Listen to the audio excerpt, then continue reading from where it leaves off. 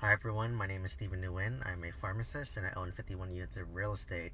So today I want to talk about my Tesla Model Y. So for those of you who are new, I have a couple videos talking about my experience driving the Tesla Model Y. But for those who haven't seen those videos yet, I basically had to buy a Tesla Model Y back in December of 2023 after my BMW, the radiator busted on the side of the freeway or busted on the freeway, and I had to pull over, and it cost me $4,000 to replace that. And for those of you who know, once a BMWs are 150k miles, that's when a lot of things start to break. And I just said, you know what, I'll just fix this, and then I just want to sell this. So I ended up selling it, and then I took that money to basically put towards my Tesla Model Y, which is a 2023 model. And I bought this in December, so they had a lot of excess inventory at the time, and they were discounted because they just wanted to sell it before the end of Q4 of 2023. So basically, they were discounting it by about $3,000, which was nice. And on top of that, based on my income in the current year or the prior year, if you're making less than a certain amount, I forgot what the amount was off the top of my head. I think it's $150,000 for some reason. So in 2022, because I was laid off, my income was less than $150,000. So I qualified for the 7,500 federal tax credit. So brought the price down from, I think, $47,000 all in, including shipping and taxes, down to essentially $4,000. Right. And I think I have a video talking about how I got the Tesla or the solar EV federal tax credit using TurboTax. I think I did a pretty deep dive on that, so please check that video out. Just go to click on my channel, search TurboTax, and you'll probably find it. So I did get the $7,500 credit, which was nice. And in addition, I basically got 6 months of free supercharging, which was really nice because I was commuting about 150 miles a day, and I was essentially supercharging every day for like 30 minutes, right? So now that I got a new job, my commute's not as long. Like, it's probably about 15 miles each way. So I charge once a week. And eventually, when I move into my new house, I'm going to install a Tesla. Um, I'll have an electric charger at home, right? So I don't know if I'm going to do the at-home one or just an upgraded plug. I'm forgetting the name off the top of my head. Or honestly, with a 30-mile commute each way, I could probably just plug into a regular outlet, let it charge over 12 hours, and it'll at least recharge that 30 miles that I've driven, over 12 hours when I'm home. So, just wanted to give a review of what it's like to drive that drive my Tesla Model Y for about 5 months now. I put in about 11,000 miles on it. Already scratched my car, on the side once, because I'm used to driving a BMW that's low with sharp turns, and a Tesla Model Y, it's a wider turn. So let me kind of share my thoughts of the Tesla Model Y and then kind of my experience using it. So my car did come with Autopilot included. They gave me free self-driving for about 3 months, and they just gave me another free month of full self-driving because they're trying to advertise it.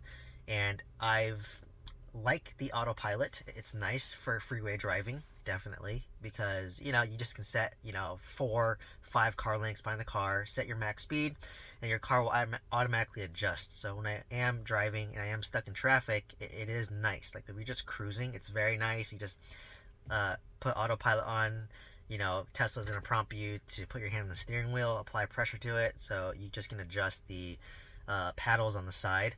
To the paddles right here, you just can wheel this up and down, and the alert will go away right here, because usually it'll say, oh, apply pressure to the wheel here. I really like the experience. It makes it easier to drive your car. But I will say that if you have to go to a sudden stop, your car will kind of hit your brakes kind of hard. It's a little shocking at first when you're doing that. So for Tesla, there's 2 modes, and I like standard driving for the most part because it will accelerate faster, and also when you let go of the gas pedal, the regenerative braking will kick in and it's stronger. Versus if you use chill mode, the acceleration is not as fast, but when you let go of the brake is not as hard, so you have to kind of brake more in advance. But what I like the chill mode for is if I'm in bumper to bumper traffic in Los Angeles, where you're just literally going up and down very slowly, I do like setting it on chill mode. And then even though I'm like right behind the car, because it's bumper to bumper, I like setting 5 car spaces distance ahead between me and the car, even though it doesn't do that, just because it's not as like a jerky ride. Because like what happens is like your car's at a complete stop and then it just moves up like a little bit and then you're just constantly jerking back and forth. And I didn't enjoy that. It made it kind of like too rocky for me. So my best medium, because I've been testing it, for a while now, is chill mode, and then you set it at car 5 links, and that's been the smoothest ride for me. Then you can adjust it later. And from my experience, I think the chill mode hasn't really saved me on electricity. I feel like it's the same with standard, and even when I googled it on some forums, they just said that there's no difference between chill and standard mode. It's just more about what you like and your comfort level. So for me, standard mode, if there's no traffic, if I'm bumper to bumper, I like autopilot on chill mode, and 5 car spaces ahead. For freeway, typically I'm about 4 car spaces ahead. I don't like tailgating. Like, some people do 2 or 3 or 2. So autopilot's been really nice. Like if I don't have the auto lane change, which is fine. Like I just can, if you're on autopilot, you just turn off your autopilot and then you just change your lane and then turn back on autopilot, right? For the full self-driving, the only feature I've used is the auto park. So it's kind of cool. So you'll sort like right here that they'll show like P, have like a little square. It will basically, you click on it and it'll say, please go to complete stop, and then it'll activate it, and then your car will start turning. But what I noticed of auto park is that like your steering wheel turns so intensely, like it'll do like full circles each way, versus like if you park yourself, it's not gonna be that intense. So that's why I kind of noticed that I do kind of play with it to try. I've only done it auto park in a normal parking lot. I haven't done it for like parallel parking, and I'll be interested to see how that looks for parallel parking. Maybe I'll test it one day. But for me, I don't do the full self-driving yet. I'm just still waiting for more data, and the cost is a little too much for me. It doesn't seem worth it for just city drive. The autopilot does most of my needs for highway. But anyways, I've put on about 11,000 miles on the car in about 5-6 months, because I drive a lot, and typically I'll drive the car. It's a very comfortable ride, very smooth. You're high up. It can store a lot of stuff in the back. You can pop down your back seats, and you can easily fit like I think a twin size or mattress back there, in addition to other stuff. I've camped in my Tesla, put it on camp mode. It's pretty comfortable actually, with the Tesla Model Y, because I have 6 more inches of vertical space versus the 3. I've driven this everywhere. I've supercharged it quite a bit, and haven't had any maintenance issues, to be honest, so far. I haven't had to change any tires, haven't had to do any repairs, haven't gotten the annoying sign for like an oil change because my car doesn't have it. Basically paid 0 for my charging. And I think this car just really makes sense to me, because I have been the type to always buy a used car, because as the moment you drive your car off the lot, the dealership, it loses like $10,000 to $20,000 in value. So like for example, BMW, that my prior BMW I bought 3 years used. I bought it for $26K, but had I bought that brand new, it probably would have been at least like $45,000 to $50,000.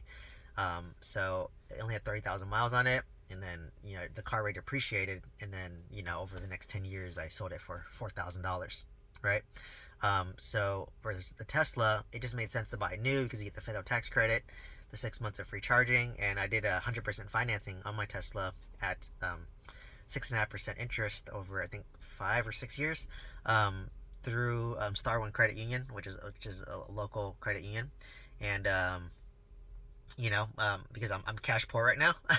So, but I'm working to pay down this car, because, I just want to get rid of my bad debt and, lock in a 6.5% rate of return, which is pretty good. So it's been great. My experience has been really good. I've been really happy with my Tesla Model Y. I can't see myself not driving it anymore. It has Bluetooth, which my BMW didn't have because it was an older model, and it didn't have that feature. I have navigation. Basically the charging is nice. It picks up phone calls with Bluetooth. Just been really happy, with the car. Have any issues so far. And I'm trying to document my cost, right? Because by now for my BMW I would have had to do an oil change. Basically do other repairs. So, so far there's been no repairs, very minimal. What I do notice though, especially in LA, is the cops target Teslas definitely, and it's kind of funny because like, in my BMW, like for my Tesla, I got pulled over driving 71 in Los Angeles, and most people are driving 85. And if you drive 85, that's even slow. People pass you up, right? So I was surprised. Like one day, a cop was just cruising at 70, and then I had my car in autopilot, and I went 71 past him, and then he just automatically pulled me over, and I pulled my doctor card out, so he didn't give me the ticket, but I just said, wow, like 71 is not even fast, right? Like everyone drives like 85 plus. Like if you go on the 405 freeway, I mean, people are going 90, 95, weaving, right? And I'm here going 71, and it kind of traumatized me a little bit, so I don't really go fast anymore. It's hard to go fast because there's so much traffic anyways. But I just said, wow, I think cops are really targeting Teslas, and maybe because people who drive Teslas have very fast acceleration, so it has a bad rap. But or maybe cops are just targeting it, right? Because they just assume that like, oh, it's a Tesla, we're gonna get you. So in any case, it's not too bad, and it's been a really great experience. So hopefully you found value from this. Let me know if you have any comments or questions below, and I hope to see you in the next one. Thank you so much.